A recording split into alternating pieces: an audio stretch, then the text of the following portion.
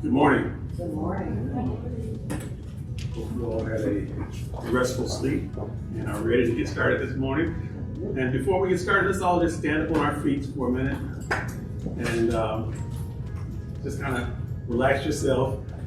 You had a good big breakfast, and I know you're kind of jittery, so let's kind of stretch our arms up in the air and kind of shake your hands and back down again. Big deep breath. Let it out. Again, a big breath. All right, now you can be seated. Does that feel better? Yes. All right. Welcome this morning. I want to talk to you about embracing your superpower, re-engaging and re-inviting the power of imagination into your life and how much power that is. I think that imagination is one of the most powerful forces in the universe. Many people don't think about imagination. They think about imagination as something from childhood. But think about it. How many of you have had childhood superheroes or people who had influence in your life and you just thought that they could do anything? There was nothing too hard for them. There was nothing that they couldn't accomplish. And it seemed like every instance that they got into trouble, they were able to somehow find their way out. Anybody have that? We all had those kind of, when you think about that kind of person, who do you think about? Who do you think about? Your mom. Grandparents. Anybody else? There are certain people in your life that just bring that type of emotion and remembrance.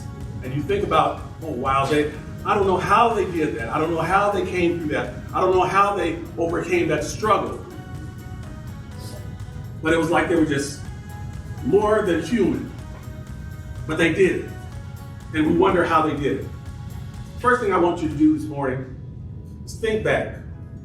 Think back on a time when you just felt like you were really in your element. You felt like you were free to be you. Felt like you were free to engage, and you were the person that brought everything together. Think about the time when you were with other people like you, that felt like you feel, that invigorated you and helped you to release that gift that's within you, that release that power that's within you. Close your eyes for a minute. Just think about that. Think about what was the time when I was in a place that I was able to just be free. I was able to release that gift within me that was able to just manifest. When was that time? Or was there ever a time when that happened? Okay, open your eyes. Do you remember that time? Can you think of that time? Who were the people that were around you that enabled you to release that power? Who were the people around you that were able to allow you to release that gift? Who were the people around you that motivated you to say, okay, I can be free to be me.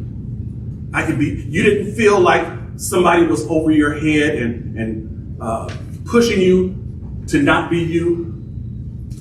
We're all filled with those kind of situations, aren't we? Where you're around people that hamper who you really are, that you don't feel comfortable being you, that you have to change who you are in order to be accepted by them or to be in their space. But let's talk about what really makes you you and what really gives you your superpower.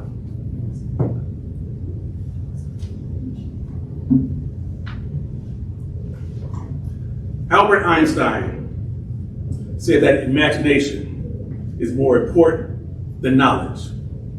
Knowledge is limited, but imagination encircles the world. Knowledge is limited, but imagination encircles the world. What does that mean? Knowledge can only take you as far as you have seen or heard or been told. Imagination breaks those barriers. Imagination can take you wherever you want to go. Imagination can take you to places that you've never seen, places that you've never been, knowledge that you have never achieved. Imagination. So imagination is a powerful, powerful influence. And if we don't recognize and harness the power of imagination, then we'll never live up to our potential. We'll never be able to accomplish the things that we were designed to accomplish. Because with imagination, innovation comes. With imagination, solutions come. And we're looking for solutions, but often we hamper imagination and are not allowed our imagination to go forward. How many of you have heard somebody talk about something or say something, talk about a situation or go through a problem that they were dealing with, and immediately when they start speaking about this situation or this problem, you imagine in your mind that's a situation in your own life that it coincides with. Or you imagine what they must be dealing with. You imagine what they're going through. But if you can't imagine what they're going through or imagine what they're dealing with, you have no connection. Communication has a lot to do with imagination. We can't communicate with people that we can't imagine what they're going through. We can't communicate with people who we can't touch from their perspective. So imagination is something that we must have, not only for communication, but it's also important for us to deal with our situations in life. Now, we talked about communication. We realize that of course, men communicate a little differently than women. Scientists say that women speak about 7,000 words a day, whereas men speak maybe 2,000. So we have this kind of disconnect. They say that women will go a long way around the world in order to make their point, to get what they're saying. Men are just, yeah, that's good. And I'm not picking on a man because I'm a man. But that's just the way that we are. That's the way that we're wired. So sometimes when, as women, you speak of a number of things, it's difficult for men to catch the whole gist of what you're saying, because we have this short-sighted yes, no, cut and dry. And I know that just bugs women to death. But that's just the way that men are wired. But men understand men. And we use those short phrases, those short sentences, those yes and no answers, because we understand one another. And when men respond to you, ladies, with yes and no and don't be afraid. They're taking it in. They're taking it in. And you can go ahead and go around the world with your 7,000 words. And men, allow them their 7,000 words. All right. Imagination. There's a TV commercial that comes on, and this guy comes out and he says, "Hey, I'm Dr. Rick, and I'm trying to teach these people to not be their parents." Have any of you seen that commercial? Nobody? Yes. Well, he comes out and he says, "I'm trying to teach these people not to be their parents," and he goes through this whole dialogue about how they are doing things that their parents were doing, and so they follow in their parents' footsteps. And most of us, if we'll be honest, that is a large part of us. Because even though there's some things that we said we would never do that our parents did, we find ourselves doing it, right? Even though there's some things that we say that we would have never said that our parents said, we find ourselves saying it every now and then, right? So that is, I say that because my father, and my father was my hero. He passed away just a couple of years ago. And he was a man that I admired more than any person in my life. That is my dad. He was 89 years old when he passed away. He passed away in 2019. But let me tell you a story about my dad. My dad was the most imaginative person that you could think of. He had an imagination that was just out of this world. My dad and my mother got married when my dad was in his mid-20s, and found out that he had a disease, a spinal disease that was degenerative. And they told him that he was going to have surgery. My father said, well, I just got married, and they just had a baby. And he said, well, my mother was pregnant again with my sister at the time. He said, let us have this baby first, and then I'll go in and have the surgery. Because he didn't want my mother to have to go through the pregnancy and all without him helping and so forth. And then he goes in to have surgery. And he comes out a quadriplegic after being married for only a couple of years. So my father comes out a quadriplegic, and they gave him no hopes of ever walking again. But my father had an imagination. He said in his mind, I cannot see myself lying in a bed, resigned to just being unable to carry out the duties of a husband, a father. I cannot see myself that way for the rest of my life. What I can see myself walking again. I can see myself getting up from this bed. And so after 3 years, my father began to walk on a walker. Then he began to walk on a cane. And for the rest of his life, I saw him walking on a cane. Even though the doctors had said, I don't see how you're going to do it, Mr. Neal. I don't see you walking again. But in his mind, in his imagination, he saw himself walking again. And I say that to say this. Medicine does not have the final word. Imagination is so powerful. So powerful. If you can grab a hold to your imagination, then you can overcome anything. Everybody say anything. Anything. You can overcome anything. My dad used to have this saying when we were little kids. We would come to him and ask him about things, talk to him, and he would say when we asked too many questions, or when we wanted to delve into something that was a little too much for him, he would say, all right, now, curiosity killed the cat. Anybody ever heard that saying? Oh, yes. And so that just shut everything down. Everybody just, okay. We didn't really know what curiosity killed the cat meant, but that was enough to hear cat and curiosity and kill. That was enough for us. And so, as I got older, having a family of my own, you remember I said earlier how we pick up things from our parents. My children would ask me something that I didn't want to talk to them about, or I didn't want to get into with them. And they said, Dad, such, why is that? And I said, well, curiosity killed the cat. And I just thought that was going to shut it down. But interesting enough, it was one of my children that said, how did curiosity kill the cat? Okay, the question comes now. Why didn't I ever think to ask my dad that? I didn't. I just went along with it. And this is my look. This is how I looked. I'm wondering, how did curiosity kill the cat? So my mind is twirling. I'm like going back to my military background.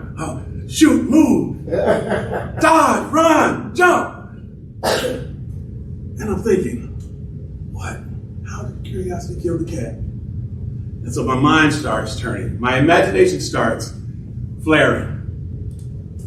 And I said, well, curiosity killed the cat when, the cat told the little boy to tell the cat that to play with the light socket. Yeah, that's it. Play with the light socket. And he played with the light socket, and, well, curiosity killed the cat. They were so enthralled with that story that every so often they'd ask another, tell us another story about how curiosity killed the cat. So I always have to come up with another story about how curiosity killed the cat. But if I didn't have an imagination, I wouldn't have anything to tell them. Imagination is a powerful, powerful influence. My dad had this other thing that he used to say. Whenever something bugged him, whenever something bothered him, he would call it devilish. Devilish. Close that devilish door. Get that dog, that devilish dog. Everything was devilish. And I find myself sometimes saying the same thing. Even though I said I would not say it, even though I said that's such a lame phrase, Dad. I find myself saying it. Because it seems like that's the only word that fits at that time. So when we look at our imagination, sometimes our knowledge hampers our imagination. Because as Einstein said, knowledge only goes so far. And there is a thing about knowledge, is that not only is knowledge good for us, but it can also entrap us into thinking that we have all that we need in that particular subject or in that particular item. Why? Because knowledge only goes as far as the person who discovered it has gone. Knowledge only goes as far as the person who brought it to light has stretched himself. And how many of you know that one person may stretch himself to a certain level, but another person can stretch himself even further? It's not so much that I'm smarter than one person or another, but we all have different experiences. We all have different levels of expertise. We all have different levels of which we can move forward or which we can stretch. Think about it. The car, the automobile, was never invented until it was. Television was never invented until it was. Telephones were never invented until they were. It was not until someone stretched himself beyond the knowledge of what they had at that particular time that they can move over into the next realm. So we must see that that is not all the knowledge that we have. Sir Ken Robinson, he says, one of the myths of creativity is that very few people are really creative. How many of you have kind of not necessarily heard those particular words, but have heard that inference? That there's only certain people that are creative there. You know, there's a group of creative people over here, and there's a group of. No, that's a myth. There's creativity within all of us. There's imagination within all of us. But we have to discover it and unleash it. It amazes me that even in our school systems, do I have any teachers or okay? don't want to rustle any feathers, but even in our education system, people are kind of pushed into standardization. They want the children to all be in the same vein, category. Don't color outside the lines, they say. But what happens to the creativity, the imagination of the children? It begins to dampen. And by the time we get to middle school, high school, most of our imagination has diminished. So we're dealing with now adults in this present day who we recognize need imagination. But their imagination has been diminished because down through the years, they've been told to standardize. They've been told to come into a certain realm of knowledge, and that's all. So what do we do? What do we do? I want you to do this exercise with me. Close your eyes. Everybody close your eyes. And I want you to imagine a beautiful beach, clear water, white sand, and palm trees swaying in the gentle breeze. Imagine the sound of the waves and the wind. Imagine the warmth of the sun on your skin and the salty smell of the sea. Can you smell it? Can you hear it? Okay, now open your eyes. Now, if you were able to really visualize that and smell it and see the sand and the sea, raise your hand. Don't be ashamed. Okay. It's often that when we get to adults, we recognize that we can't imagine like we used to as children. And I just want to bring that to you so you can see how easy it is to begin to get to that place. Let's do another one. Okay, let's close your eyes. And I want you to imagine yourself making a speech in front of 1,000 people. Now, I know public speech is one of the number one fears, but imagine yourself speaking in front of 1,000 people. They're all looking at you. They're all expecting something from you. You're jittery, but you see the crowd, and you see that they were expecting something great from you.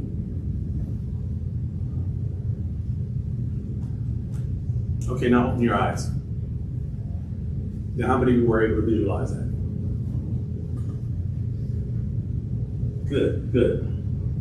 Now, there are some things in life that we imagine, and there are some things that are true to life. But everything that is true to life, it doesn't have to be the end of your story. It doesn't have to be the end of your life. It doesn't have to be the end of what you're going through or dealing with.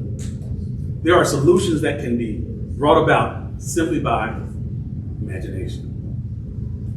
I told you the story of my dad. Think about some situations, some problems that you deal with. Does anybody have any situations or a problem that you've been trying to find a solution for, that you've been searching for, that you've been trying to, you've gone to the end of your own knowledge and you just don't know what else to do? Anybody be honest about that? There are some things that will only be overcome when you involve your imagination. When you start thinking about some things I haven't thought of before. When you start thinking about some things that no one else has done before. One thing about imagination, sometimes you'll think it makes you look foolish. You'll think that, if I do that, if I say that, people will think I'm crazy. But imagination sometimes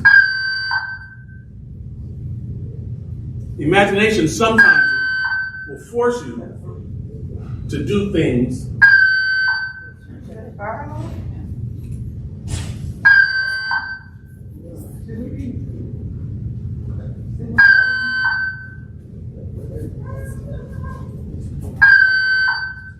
I'm not sure what's going on here.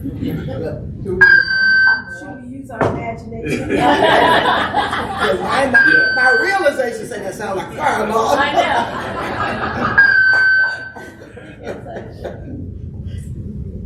Hopefully we'll have this resolved in a few minutes.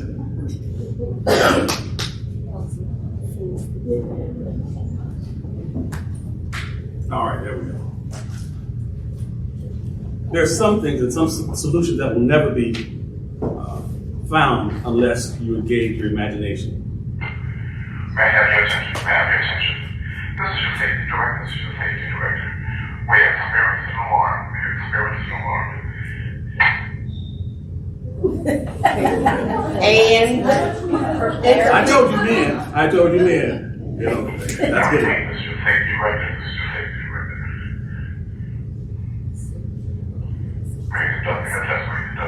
We're conducting a test. We're conducting a test. okay, that's what I said. Why didn't you leave with that?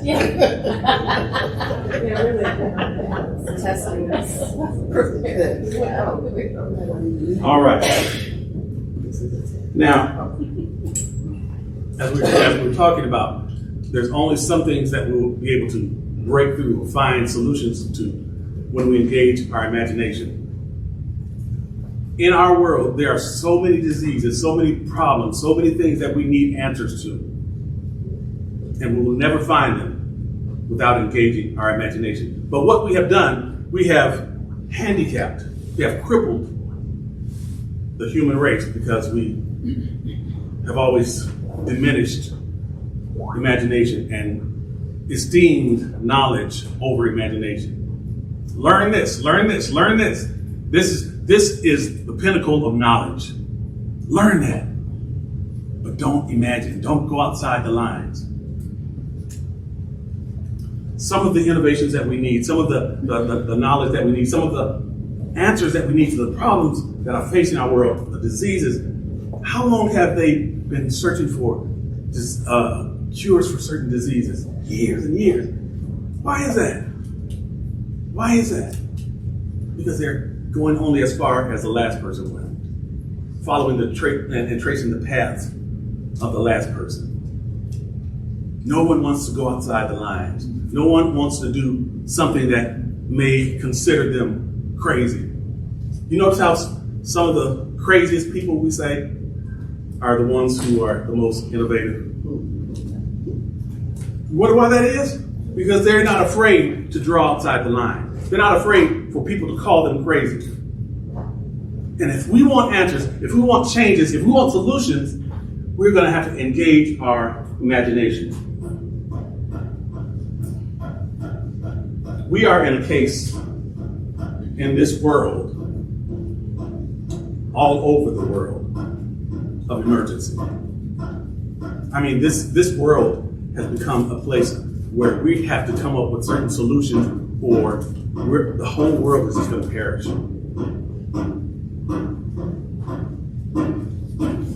But if we allow ourselves to become so involved in what has been done and not engage our imagination, we will perish.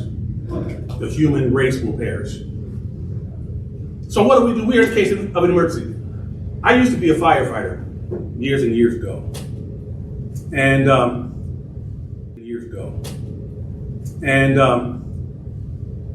we used to do inspections, we used to fight fires, we used to take care of people who were sick or hurt. But one thing I always remember, there's always, in a commercial building, you'll see a box, let me get it, a box on the door or beside the door. And on that box, you'll see a few words. Oh, there we go.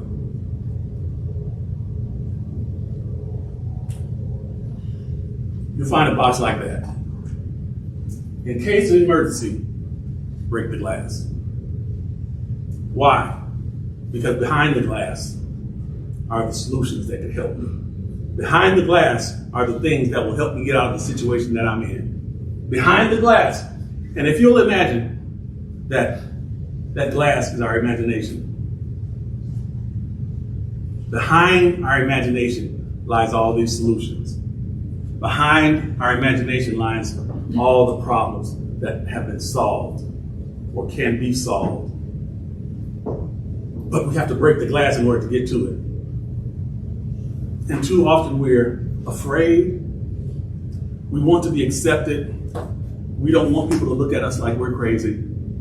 So we don't break the glass. We You ever been in one of those conversations where you're talking and you really want to say something, you really want to interject something, but because you're afraid that people will look at you like you're crazy, or afraid that people won't accept what you're saying, you just keep your mouth shut? Anybody like that? But you know that you have something that if you would interject it, it would help the situation. It would help the conversation. It would help somebody that was talking. But you say nothing. Our imagination is like that. We've got to break that glass and get through and say what we need to say. We have to allow our imagination to roam free, just like when we were kids. You know, you could be a cowboy, you could be an astronaut, you could be anything when you were a kid. And you didn't care about what anybody said. But now, not anymore. Because you want to be accepted in the in crowd. You want to be accepted among your friends and your peers. Even though you have imaginative ideas. So, our imagination has to be allowed to break free. And I'm ending up here. It says 75% of people think that they are not living up to their creative potential. Anybody in that group? The World Economic Forum determined that creativity is among the top 3 skills workers need beyond 2020. About My Brain Institute says that leaders will need to develop superior skills of innovation requiring imagination and a systemic seeing of how all parts fit together to make coherent whole.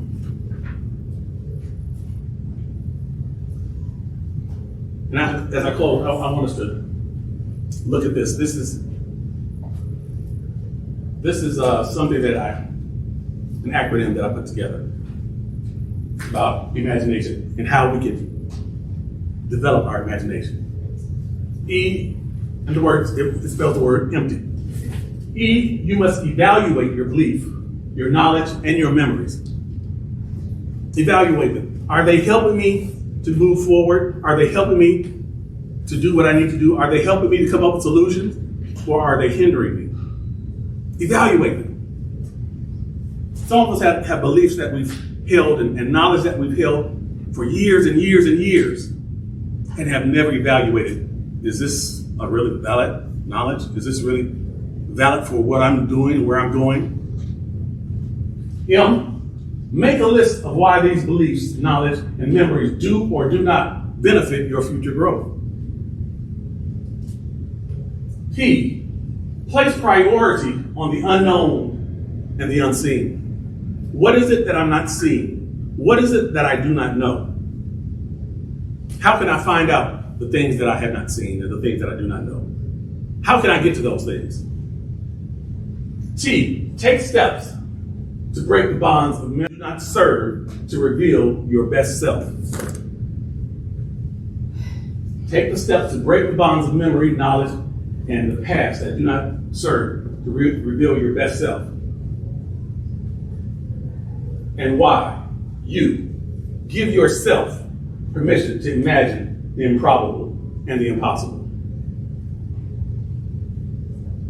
Jim Rohn once said that our past should be our school.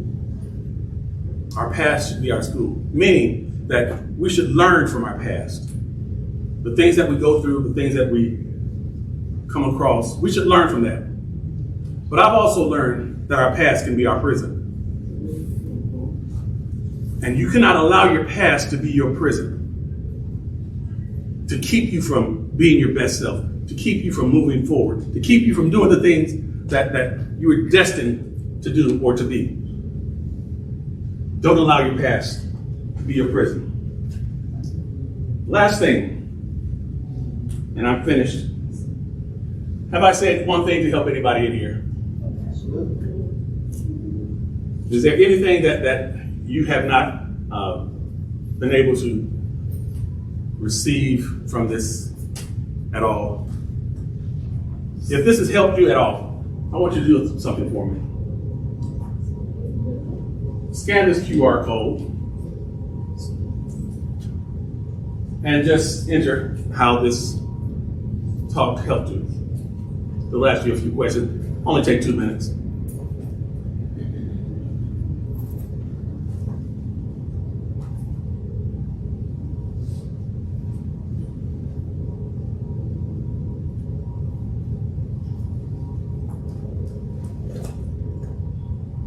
And when you finish, just raise your hand.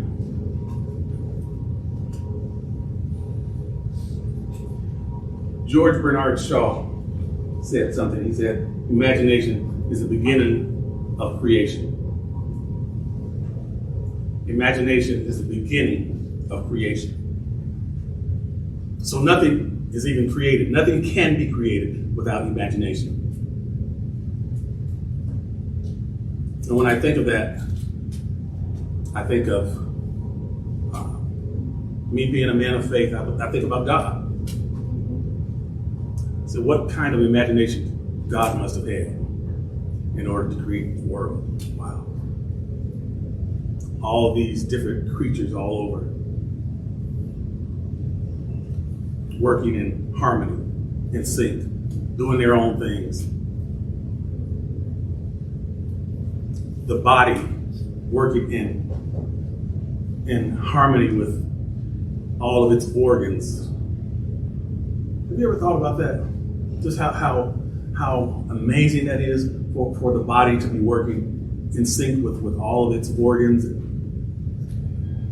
And that is why when we allow our imagination to reign, and it has been proven in case after case after case, when we allow our imagination to reign, even some of the ailments that we have can be cured through our own imagination because of that sync with our mind and our body. So allow your imagination. Don't allow anything to hamper or dampen your imagination. The situations that you're dealing with, the problems that you haven't found answers to, there are answers if you'll allow your imagination to rule, if you allow your imagination to reign. Any questions? My name is Alba Bernardini. I come from Italy. I was a teacher and then a psychology.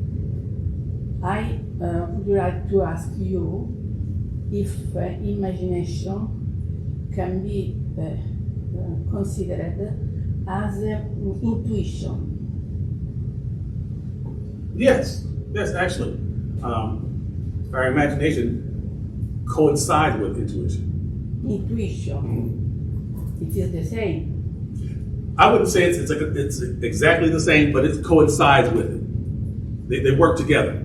Okay. Another thing. How we can have imagination, intuition by attraverso, I'm sorry, my English is not good. It's okay. By means of we can have intuition, imagination, because I see a list of things to do, but how I can reach this goals. I get you. Okay, thank you. I wrote a book, and I have some in the back about. Do you understand my English? Yes. About re-engaging and reinvigorating your imagination. And in that, I have some simple tasks that you can do in order to strengthen your imagination. Because whether we realize it or not, most of us, our imagination has dwindled. But it's not gone, because it's something that's inherent in us. So I have some exercises in the book that you can do that will help you to re-engage, to strengthen your imagination. One of the problems that we have is that we don't have any time. We spend our time, and it's in this society that makes us feel like we've always got to be doing something. We always have to fill our time with something. So we never have time to sit back and just open our minds and imagine. That is one of the number one keys. Being able to just sit back, no distractions, and imagine. That is one of the hardest things to get even a group of people like this to do, to just clear your mind of everything. People get nervous when they get too quiet. Somebody has to do something in order to break the silence. But that is what you need in order to get to that place of building that imagination back up. Get to a place where you can just be blank and just start imagining. And the more you do it, the more your imagination will grow. All right? Thank you for your attention. I appreciate you.